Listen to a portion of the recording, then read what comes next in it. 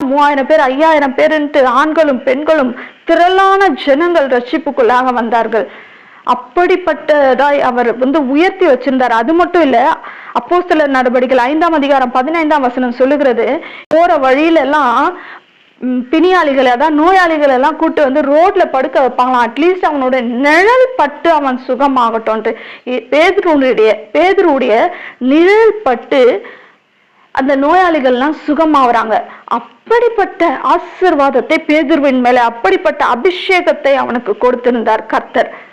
இப்ப பாருங்க, நம்மளை சபிக்கிறவங்கள நம்ம ஆசீர்வதிக்கணும்னு கர்த்தர் இங்க சொல்றாரு. சபிக்கிறவங்கள நீ திரும்ப சபிக்கிறது உன்னுடைய வேலை கிடையாது. நீ என்ன பண்ணணும்? அவங்களை ஆசீர்வதிக்கணும். உன்னால ஆசீர்வதிக்க முடியலன்னா கூட விட்டுடு, அதை கர்த்தர் பார்த்து கொள்வார். ஆனா கர்த்தர் சொல்றது என்ன? உன்னை ஒருத்தவங்க சபித்தாங்கன்னா அவனை ஆசீர்வதின்னு தான் கர்த்தர் சொல்றாரு இல்லையா? அடுத்தது, உங்களை பகைக்கிறவர்களுக்கு நன்மை செய்யுங்கள். எப்படி பகைக்கிறவர்களுக்கு நன்மை செய்ய முடியும்? எப்படி தன்னை பகைத்தவர்களுக்கு நன்மை செய்தார்?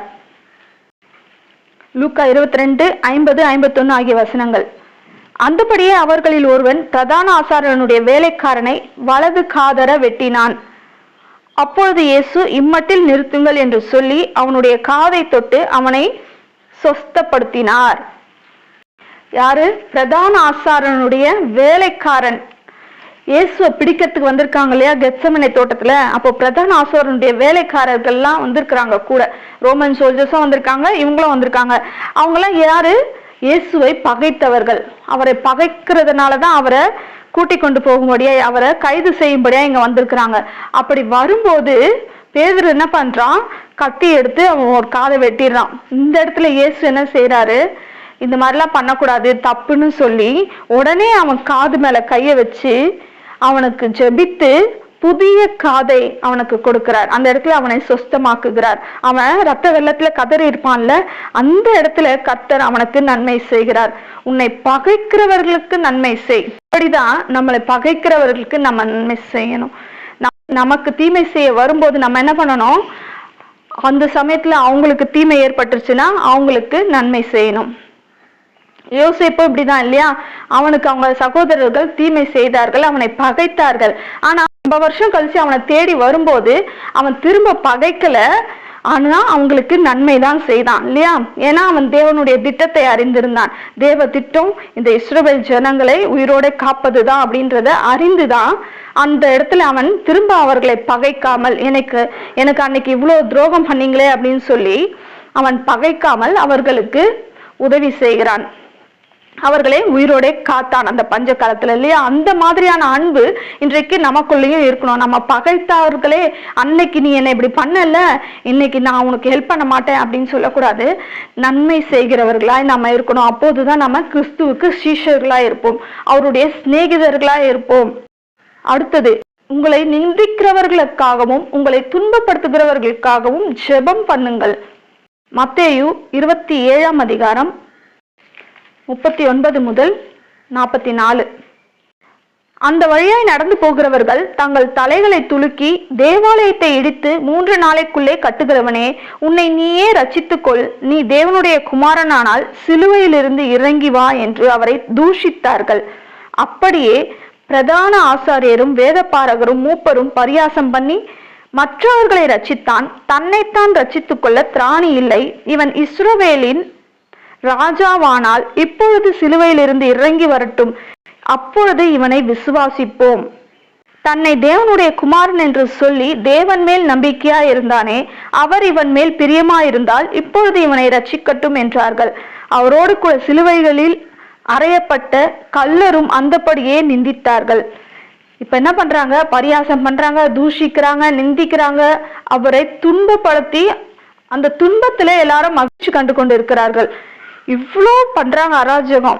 நீ தேவாலயத்தை இடிச்சா 3 நாளைக்குள்ள கட்டுவேன்னு சொன்னியே, உன்னை நீயே ரட்சித்துக்கொள், நீ தேவனுடைய குமாரன் சொல்றியே, நீ ரட்சித்துக்கொள். உன்னை ஏன் தேவன் கைவிட்டுட்டாரு? உன்னை சிலுவையில அப்படியே விட்டுட்டாரு, நீ இறங்கி வா, சிலுவையில இருந்து இறங்கி வர முடியல, நீ எவ்வளவு அற்புதம் செஞ்சியே, இறங்கி வா அப்படின்னு சொல்லி அவரை தூஷித்து கேவலப்படுத்தி பரியாசம் பண்ணி நிந்தித்து துன்பப்படுத்தி கொண்டிருக்கிறார்கள். ஆனா இயேசு என்ன செய்தார்? வாசிப்போம். லூக்கா 23ஆம் அதிகாரம் 34ஆம் வசனம். அப்பொழுது இயேசு, பிதாவே, இவர்களுக்கு மன்னியும், தாங்கள் செய்கிறது இன்னதென்று அறியாதிருக்கிறார்களே என்றார்.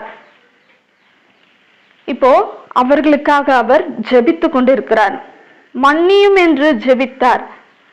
அவரை எவ்வளோ வேதனைப்படுத்தினாங்க, துன்பப்படுத்தினாங்க, அடிச்சு காயப்படுத்தி ஒண்ணுமே இல்லாம ஆக்கிட்டாங்க, ரத்தமே இல்லாம ஆக்கிட்டாங்க, எல்லாத்தையும் உடம்புல இருக்க தோலெல்லாம் கிழிச்சு எடுத்தாங்க. ஆனாலும் அவர்களுக்காக அவர் ஜெபம் பண்ணினார். இதெல்லாம் பண்ணி கூட அவங்க ஆத்திரம் அடங்கல. இன்னமும் என்ன பண்றாங்க? அவரை தூஷிக்கிறார்கள், நிந்திக்கிறார்கள், பரியாசம் பண்ணுகிறார்கள். ஆனால் இயேசுவோ அவர் யார் என்று அவர் காண்பிக்கிறார். நீங்கெல்லாம் யாருன்னு நீங்க காமிக்கிறீங்க, நான் யார் என்றதை நான் காட்டுறேன். அப்பொழுது இயேசு, பிதாவே, இவர்களுக்கு மன்னியும்னு ஜெபிக்கிறாரு. இதுதான் நாம பண்ண வேண்டிய ஜெபம். நம்ம துன்பப்படுத்துறாங்களா, நிந்திக்கிறாங்களா, அவமானப்படுத்துறாங்களா, whatever it may be, அது நீ உன்னுடைய சுயம், நீ அப்படிதான் இருப்ப.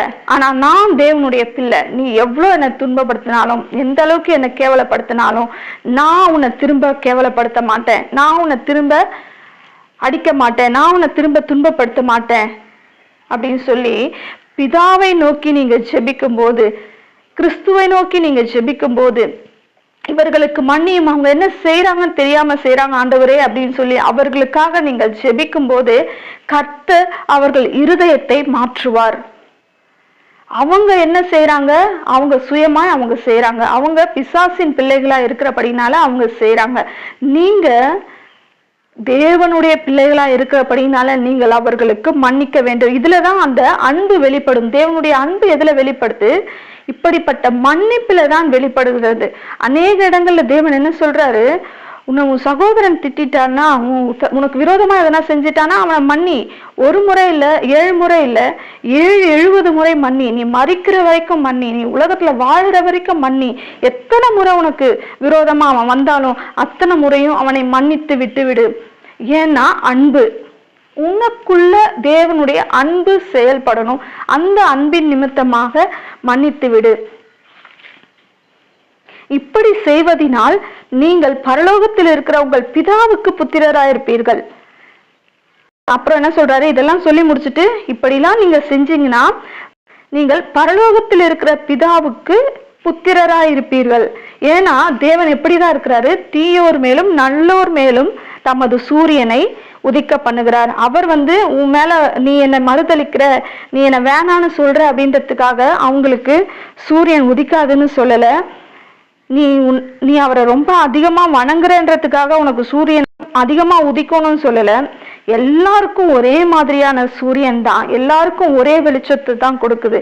அது போல நீதி உள்ளவர்கள் மேலும் அநீதி உள்ளவர்கள் மேலும் மழையை பெய்ய பண்ணுகிறார்.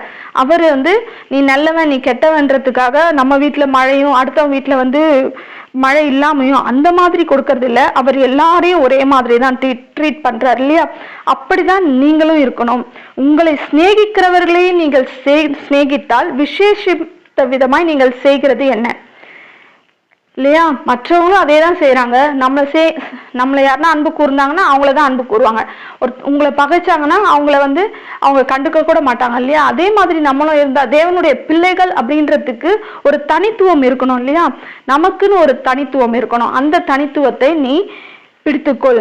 தேவன் என்ன சொல்றாரு? உன்னை பகைக்கிறவர்களுக்கு நன்மை செய், நிந்திக்கிறவர்களுக்காக ஜெபம் பண்ணு, உன்னை வெறுக்கிறவர்களை சிநேகி, சபிக்கிறவர்களை ஆசீர்வதி. இதுதான் நம்ம இயேசுனுடைய கற்பனைகளை கை கொள்வதற்கு அடையாளமா இருக்கிறது. ஏன்னா அவரே எல்லாவற்றையும் செய்து காட்டிவிட்டார். நமக்கு எப்படியெல்லாம் செய்யணும்னு அவர் செஞ்சு காட்டிட்டாரு. இப்போ அதெல்லாம் வாசித்து வாசித்து தியானிக்கும் போது நம்ம என்ன பண்ணணும்? அதை செய்யணும். லூக்கா 10ஆம் அதிகாரத்துல இயேசுவிடத்துல ஒரு மனுஷன் கேட்கிறான். அவன் நியாய சாஸ்திரியா இருக்கிறான். அவரை சோதிக்கும்படியா கேட்கிறான், நித்திய ஜீவனை தரித்து கொள்ளும்படி நான் என்ன செய்யணும் அப்படின்னு சொல்லும் போது அவர் என்ன சொல்றாரு? உனக்குதான் நியாய பிரமாணம் எல்லாம் தெரியுமே, நியாய பிரமாணம் நீ வாசிக்கலையா? அதுல என்ன சொல்லியிருக்கோ அதைப்படி செய் அப்படின்னு சொல்லும் போது அவன் பிரதி உத்தரமாக, உன் தேவனாகிய கர்த்தரிடத்தில் உன் முழு இருதயத்தோடும் உன் முழு ஆத்மாவோடும் உன் முழு பலத்தோடும் உன் முழு சிந்தையோடும் அன்பு கூர்ந்து உன்னிடத்தில் அன்பு கூறுவது போல பிறனிடத்திலும் அன்பு கூறுவாயாக என்று எழுதியிருக்கிறது என்றான். அப்போ இயேசு சொல்றாரு, கரெக்டா சொல்லியிருக்கிறியே, அதுக்கப்புறம் என்ன, அவ்வளவுதான் அப்படின்னு சொல்லும் போது இவன் மறுபடியும் என்ன சொல்றான், அப்போ அந்த பிறன்னு சொல்லியிருக்குல்ல, உன்னிடத்தில் அன்பு கூறுவது போல பிறனிடத்திலும் அன்பு கூறுவாயாகன்னா, அப்ப அந்த பிறன் யாரு அப்படின்னு கேட்கிறான். அதுக்கு இயேசு ஒரு கதை சொல்றாரு. இயேசு பிரதி உத்தரமாக, ஒரு மனுஷன் எருசலேமில் இருந்து எரிகோவுக்கு போகையில் கள்ளர் கையில் அகப்பட்டான். அவர்கள் அவன் வஸ்திரங்களை உரிந்து கொண்டு அவனை காயப்படுத்தி குற்றுயிராக விட்டு போனார்கள். அப்பொழுது தற்செயலாய் ஒரு ஆசாரியன் அந்த வழியே வந்து அவனை கண்டு பக்கமாய் விலகி போனான். அந்தபடியே ஒரு லேவியனும் அந்த இடத்துக்கு வந்து அவனை கண்டு பக்கமாய் விலகி போனான். பின்பு சமாரியன் ஒருவன் பிரயாணமாய் வருகையில் அவனை கண்டு மனதுருகி கிட்ட வந்து அவனுடைய காயங்களில் எண்ணெயும் திராட்சரசமும் வார்த்து காயங்களை கட்டி அவனை தன் சுய வாகனத்தின் மேல் ஏற்றி சத்திரத்துக்கு கொண்டு போய் அவனை பராமரித்தான். மறுநாளிலே தான் புறப்படும் போது 2 பணத்தை எடுத்து சத்திரத்தான் கையில் கொடுத்து, நீ இவனை விசாரித்துக்கொள், அதிகமாய் ஏதாகிலும் இவனுக்காக செலவழிந்தால் நான் திரும்பி வரும்போது அதை உனக்கு தருவேன் என்றான்.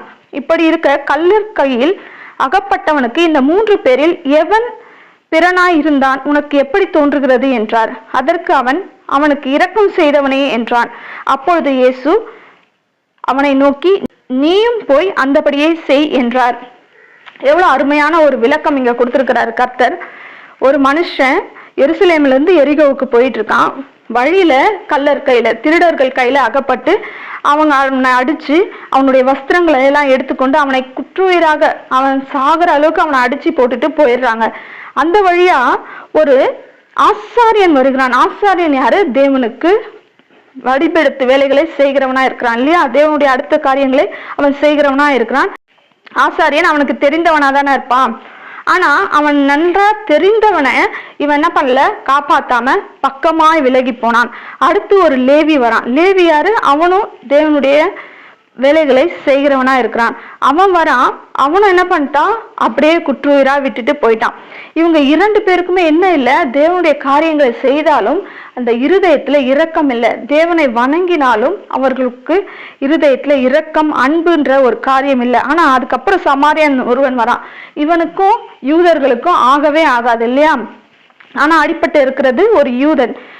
யூதர்கள் சமாரியர்களை அதிகமா பகைப்பாங்க.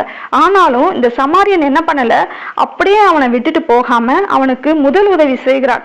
அவன் காயங்களை கட்டி எண்ணெயும் திராட்சரசமும் ஊத்தி அவனுக்கு என்ன பண்ணணுமோ பண்ணிட்டு, அதுக்கப்புறம் அவனுக்கு ட்ரீட்மெண்ட் கொடுக்க முடியல. அதனால தன்னுடைய சொந்த வாகனம் அவன் எடுத்துட்டு வந்து அந்த வாகனத்தின் மேல அந்த அடிப்பட்டவனை ஏற்றி கொண்டு சத்திரத்துல கொண்டு போய் அவனை விட்டு, இந்தாங்க பார்த்துக்கோங்க, நான் வெளியில இன்னொரு வேலையா போறேன், இவனை நல்லபடியா பார்த்து இவனை ட்ரீட்மெண்ட் பண்ணி இவனுக்கு குணமாக்குங்கன்னு சொல்லி அவங்க பணமும் கொடுக்குறான். இதுக்கும் மேல எதனா செலவாச்சுன்னா 2 நாள் கழிச்சு இந்த பக்கமா தான் வருவேன், அப்போ நான் காசு தரேன்னு சொல்லி அவன் உயிரை காப்பாற்ற ஆவலா இருக்கிறான். ஆனா இந்த யூதர்களுக்கு சமாரியர்கள் மேல ஒரு விருப்பம் கிடையாது. எப்பவுமே அவர்களை பகைப்பார்கள். ஆனாலும் அவனை பகைத்தவனை அவன் என்ன பண்ணல, அப்படியே விட்டு போல அவனுக்கு நன்மை செய்கிறான். சமாரியன் என்ன பண்ணா, நன்மை செய்தவனா இருக்கிறான். அவன் நல்ல சமாரியன் என்று பேர் வாங்கினான் இல்லையா? அது போல இன்றைக்கு உங்களை பகைத்தவர்கள் ஏதாவது பிரச்சனையில இருக்கிறாங்கன்னு சொன்னா நம்ம என்ன பண்ணணும், அவர்களுக்காக உதவி செய்யணும். நம்ம என்ன பண்ணக்கூடாது, பக்கமாய் விலகி போகக்கூடாது. நமக்கு விரோதமாய் வந்தவர்கள், நம்மை பகைத்தவர்கள் ஒரு ஆபத்துல இருக்கும்போது, உயிர் போகிற ஆபத்துல இருக்கும்போது அவர்களுக்கு போய் நம்ம உதவி செய்யணும். அப்போ தேவ அன்பு அந்த இடத்துல வெளிப்படும். இதுதான் ஒருவரில் ஒருவர் அன்பா இருக்கணும் சொல்றது. உங்க குடும்பத்துக்குள்ளே ஒருவரில் ஒருவர் அன்பா இருக்கிறத இங்க கிறிஸ்து சொல்லல. ஒருவரில் ஒருவர் அன்பா இருக்கணும்னா உங்களை விரோதிக்கிறவர்களையும், உங்களை பகைக்கிறவர்களையும், உங்களை நிந்திக்கிறவர்களையும், உங்களை சபிக்கிறவர்களையும் நீங்கள் அன்பு கூறணும். உங்களை அன்பு கூறுகிறவர்களே நீங்களும் அன்பு கூர்ந்தால் அதனால நீங்க விசேஷத்தமா செய்யறது என்ன? கிறிஸ்து எப்படி விசேஷமா செய்தார். அவரை சிலுவையில ஆணி அடிச்சவங்களை கூட அவர் மன்னித்தார். அவரை தூஷித்தவர்களை, அவரை அடித்தவரை, அவரை ரத்தம் சிந்தும் அளவுக்கு அடிச்சு அவரை காயப்படுத்தினவங்களை கூட அவர் மன்னித்தார் இல்லையா? அது போல எதனால இதெல்லாம் செய்தாரு?